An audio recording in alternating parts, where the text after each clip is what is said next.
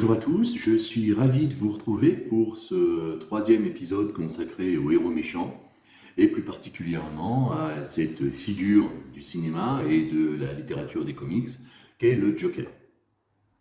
Nous allons avoir plusieurs problèmes pour nous consacrer à ce héros car il est extrêmement complexe et surtout, suivant les versions, eh bien, il va avoir une origine différente. Alors, dans certains films, son origine nous est complètement inconnue. Et puis, dans d'autres, au contraire, sa biographie va avoir une certaine importance, notamment dans les dernières versions cinématographiques du Joker, où on voit l'origine de sa folie, l'origine de son mal. La version la plus communément admise va être celle du film d'animation Batman, The Killing Joke, où le Joker est présenté comme un ancien ingénieur d'une usine chimique qui, parce que sa femme est mourante, va être recruté par des criminels, car ils ont besoin de traverser cette usine chimique pour perpétrer un cambriolage. Et finalement, il apprend la mort de sa femme. Il est malgré tout forcé par les criminels à traverser cette usine chimique. Et le Batman va le faire tomber dans une cuve de produits chimiques, d'acide, qui va lui faire perdre la raison, va lui faire perdre son visage et va lui donner l'apparence que l'on connaît.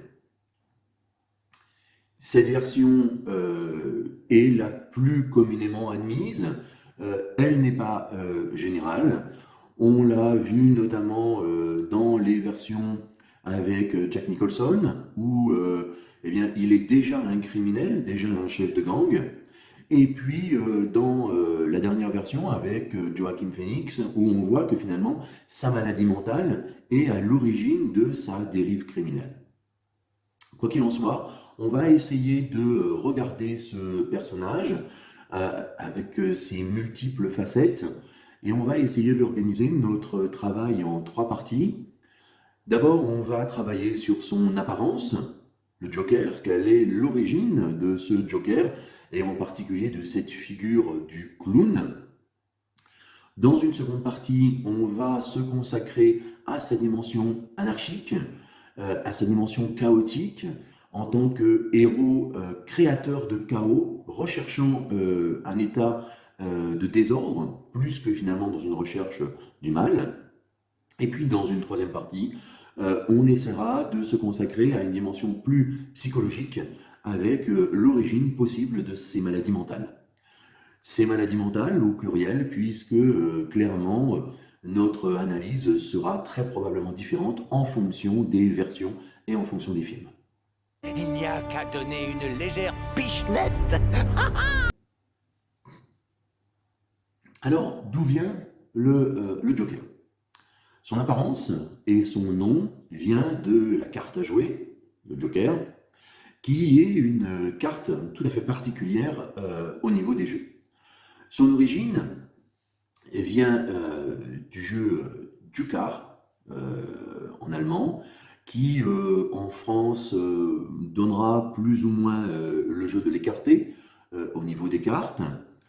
Son rôle est un petit peu, peut se rapprocher de la carte de l'excuse au tarot. C'est un atout, mais c'est un atout particulier qui va pouvoir se substituer aux autres cartes. Il ne fait donc pas partie des différentes couleurs, pique, carreau, trèfle, cœur, que l'on va retrouver. Il va pouvoir finalement intégrer toutes les familles de cartes. On voit qu'il a une dimension tout à fait particulière dans le jeu, puisqu'il va être finalement destiné à brouiller le jeu, à changer le jeu à l'intérieur des règles. Elle va pouvoir finalement opérer une forme de retournement de situation. Cette carte est figurée par généralement un fou, un clown, une figure qui va également avoir son importance et qui va être révélatrice du rôle de cette carte dans le jeu. Le personnage du clown apparaît sous cette terminologie au XVIe siècle. Cela vient de Claude en latin qui signifie mode de terre, but. Cela renvoie finalement au personnage du bossu qui va avoir un rôle particulier dans la Commedia dell'arte.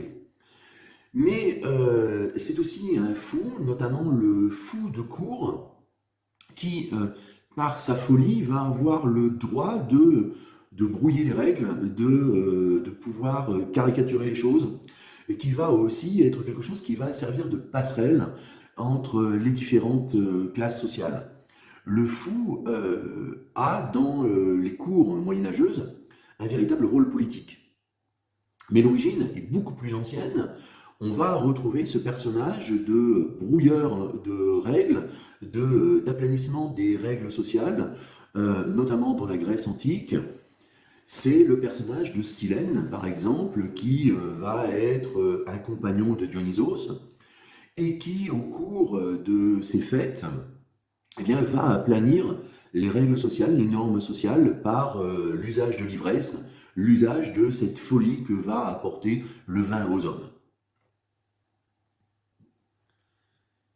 Il a remarqué également le personnage jouant le même rôle du Vice dans le théâtre anglais, qui est un bouffon corrupteur et qui va avoir pour rôle eh bien, de corrompre ou la femme vertueuse ou l'homme vertueux et le pousser finalement à transgresser les règles. C'est un petit peu ça finalement le leitmotiv, le fil rouge de ce personnage. C'est par définition une figure qui, à l'intérieur des règles, va permettre de transgresser les schémas établis, va permettre finalement de brouiller un jeu établi. C'est une forme de dimension anarchiste, chaotique du Joker, qui va finalement faire l'objet de notre seconde partie.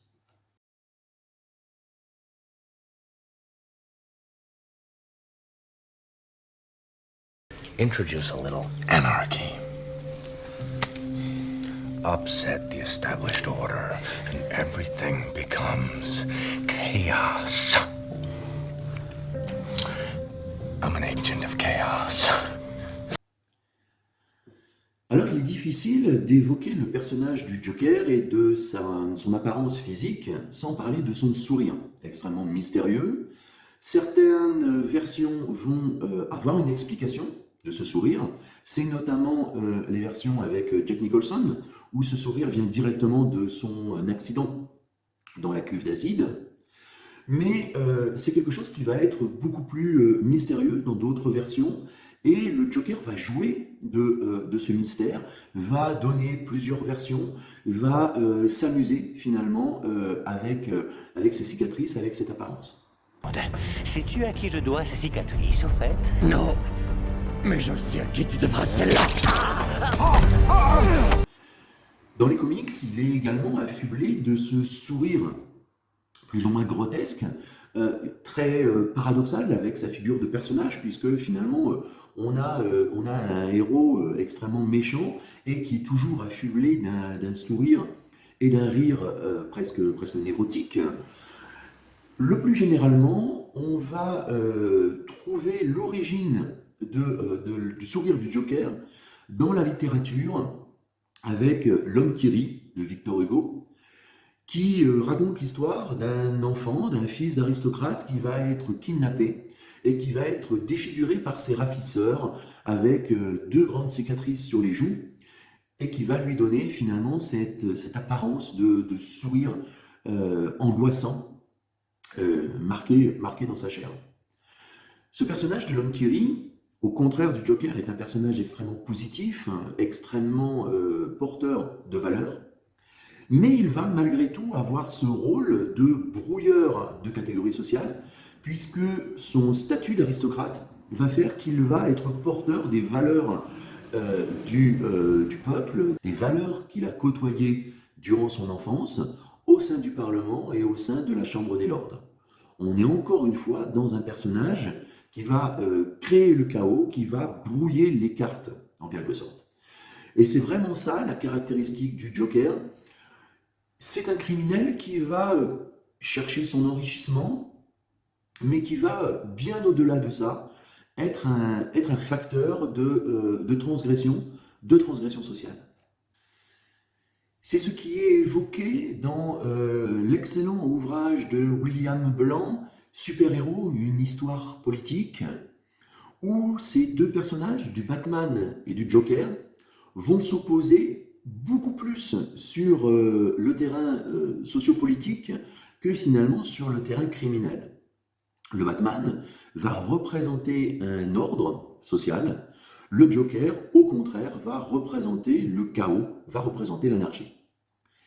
C'est quelque chose qui est notamment extrêmement présent dans Batman Dark Knight, où on voit qu'il va lutter contre des soulèvements populaires, des soulèvements qu'on pourrait presque qualifier de prolétariens. Il va véritablement être la figure de l'ordre social en opposition à la criminalité, mais à une criminalité anarchique. Le Joker va être donc cette figure du héros anarchique, cette figure du héros apportant le chaos. Si nous le qualifions de cette manière, il va être nécessaire d'apporter la définition de l'anarchie. Alors, anarchie, ça vient du grec anarchia, qui signifie l'absence d'autorité politique, l'absence d'obéissance à un système politique.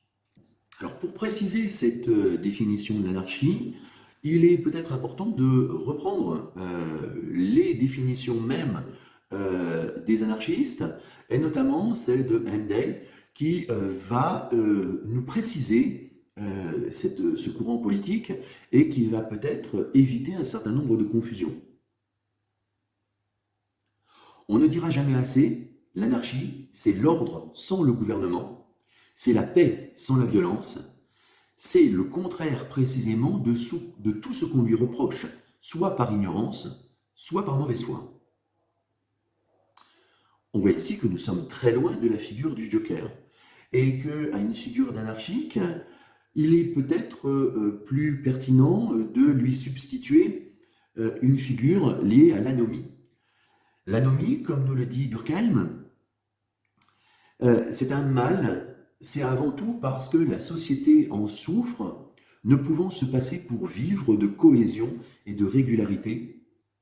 Une réglementation morale ou juridique exprime donc essentiellement des besoins sociaux que la société seule peut connaître.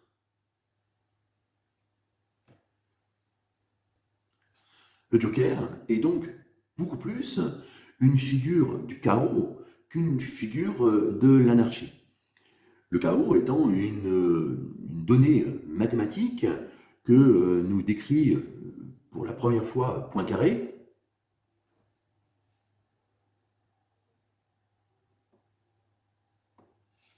Les anciens distinguaient les phénomènes qui semblaient obéir à des lois harmonieuses, établies une fois pour toutes, et ceux qu'ils attribuaient au hasard. C'étaient ceux qu'on ne pouvait prévoir parce qu'ils étaient rebelles à toute loi. Dans chaque domaine, les lois précises ne décident pas de tout, elles tracent seulement les limites entre lesquelles il est permis au hasard de se mouvoir. Il est donc possible de définir le Joker comme un héros du chaos, un être qui finalement va apporter le hasard, va brouiller ce qui est de l'ordre de la loi, va apporter une dose d'imprévu dans la loi. C'est quelque chose que l'on voit très précisément dans le Dark Knight, où eh bien, le Joker n'obéit à aucun plan. Cette dimension du chaos est véritablement ce qui fait le trait d'union entre toutes les personnalités différentes du Joker dans les œuvres qui traitent de ce personnage. C'est vraiment une personne qui essaye de brouiller les cartes, qui essaye d'inverser les normes sociales. Que ce soit le personnage de Nicholson, qui finalement ne cherche pas véritablement l'enrichissement, puisque pour créer le chaos, il va jusqu'à distribuer son argent à la foule. Ce n'est pas non plus le cas du personnage incarné par Joaquin Phoenix, où on voit bien que c'est l'absurdité de la société qui le pousse à ce caractère absurde, à ce caractère chaotique. En aucun cas, il n'essaye de s'enrichir dans sa dimension criminelle, il essaye juste d'être à l'image de la société, c'est-à-dire quelque chose de complètement en dehors de toute logique, de tout repère normé. Nous l'avons vu avec Durkheim, la figure de l'anomie est extrêmement liée à la figure de la norme sociale. Et c'est dans ce refus de la norme sociale que nous allons pouvoir nous interroger sur la folie possible du Joker, quelle est son origine, et puis peut-être essayer d'identifier, comme on l'avait fait pour Hannibal, sa pathologie.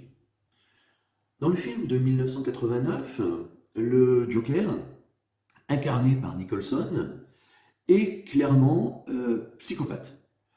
Sa psychopathie va être déclenchée un petit peu par son accident dans la cuve d'acide, mais on voit que ses problèmes mentaux étaient bien antérieurs, puisqu'on va s'apercevoir au cours du film qu'il est finalement l'assassin des parents de Bruce Wayne, et que finalement il y a une sorte de cycle, c'est lui, en tuant les parents de Bruce Wayne, qui va le faire devenir Batman, et c'est Batman, en le plongeant dans la cuve d'acide, qui va le faire devenir Joker.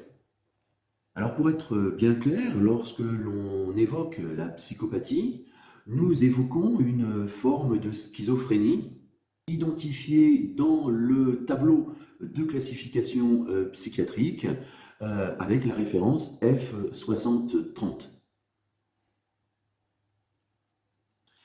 Donc plusieurs symptômes vont caractériser ce type de psychopathie, et nous allons voir que le personnage de Jack Nicholson les réalise absolument toutes. La première, c'est le manque de référence morale qui va bien sûr caractériser ce personnage avant et après d'ailleurs qu'il soit le Joker, puisqu'il était déjà dépourvu de tout sens moral avant sa chute dans la cuve d'acide. C'est la violence de ces actes qui vont être complètement imprévisibles.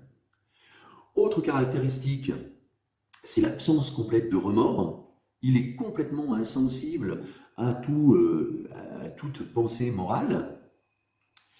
Et enfin, lié au personnage anomique tel qu'on l'évoquait, facteur de chaos, c'est le refus de toute norme sociale. Nous retrouvons ces caractéristiques en 2008 avec le Joker du Dark Knight. Il va être violent et insensible aux remords. La grosse différence qu'il va y avoir avec la version de 1989, c'est qu'on ne connaît pas l'origine de cette folie. Il vient au début du film tel qu'il est. Il n'y a pas de genèse du Joker tel qu'on pouvait la voir en 1989. Quelle espèce de dingue a osé nous voler? Un taré à la gomme qui porte un costume violet bon marché et du maquillage. C'est pas le problème, lui, c'est un moins que rien. Il y a par contre une autre caractéristique de la psychopathie qui se rajoute, c'est l'incapacité totale à anticiper les événements. Il est dans le hasard le plus absolu. Il va lancer des phénomènes tels qu'on peut le retrouver dans les théories du chaos, et ensuite voir en spectateur ce qui va se passer par rapport à la conséquence de ses actions. Salut.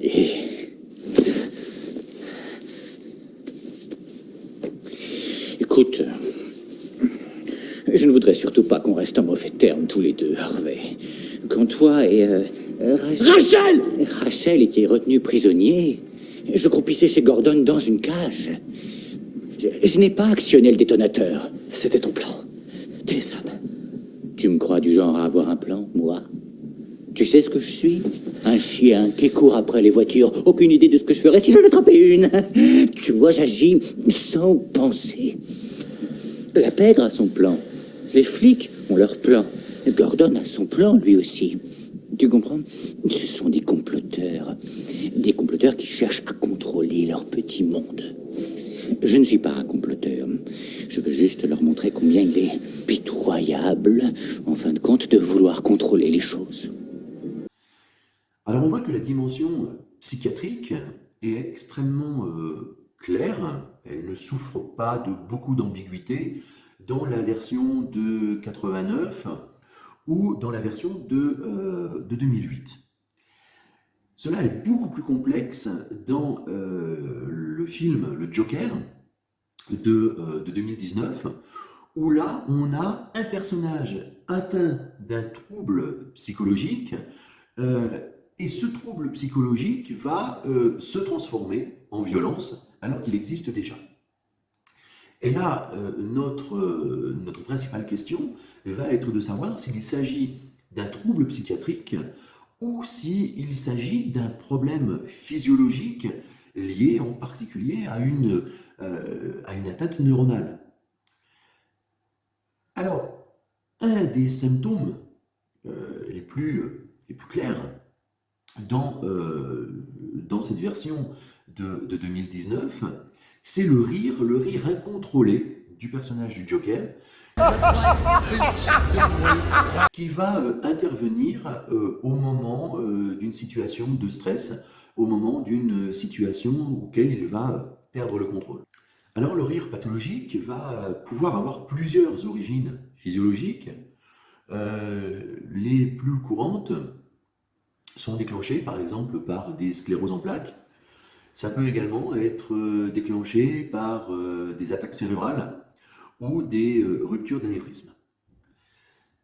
Il y a aussi une autre origine qui pourrait nous sembler intéressante, c'est une atteinte traumatique du lobe frontal droit. C'est le diagnostic du neurologue Patrick Vestichel qui évoque cette atteinte. Le lobe frontal droit va être ce qui va permettre de normer une réaction sociale à une stimulation extérieure. Notamment le fait de voir quelque chose de drôle, cette stimulation drôlatique va déclencher un rire proportionné à la situation à laquelle on assiste. Si le lobe frontal droit est atteint, la stimulation ne va pas être proportionnelle à la réaction. Et on va se retrouver dans des scènes telles que l'on peut les voir dans le film, où le moindre incident va déclencher un fou rire, alors que finalement la situation n'est pas drôle, n'a rien finalement d'amusant.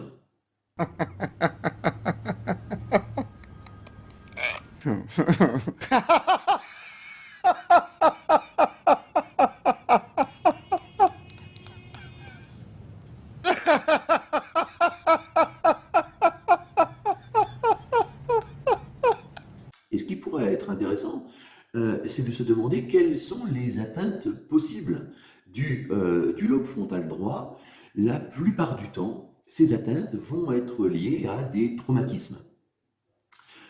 Or, dans le film, il est clairement évoqué la violence que le Joker a pu subir pendant son enfance, et il est tout à fait possible d'imaginer un traumatisme ayant touché son lobe frontal droit et qui lui aurait déclenché cette pathologie. Et vous n'avez rien fait quand un de vos petits amis a, à maintes reprises, fait subir des sévices à votre fils adoptif et vous a battu.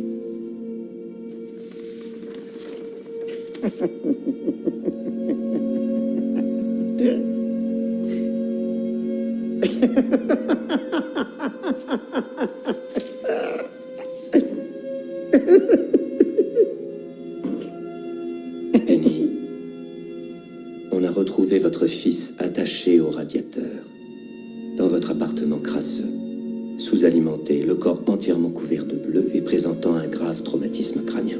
Je n'ai jamais entendu pleurer. Oui, c'est un petit garçon qui est toujours joyeux.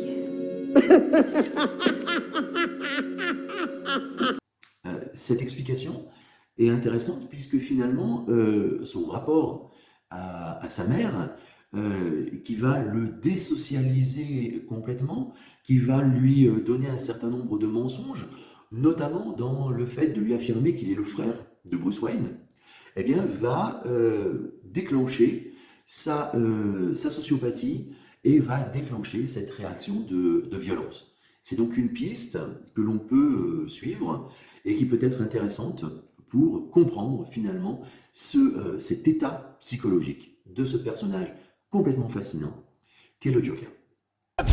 On ne pièce qu'on mérite sale ordure.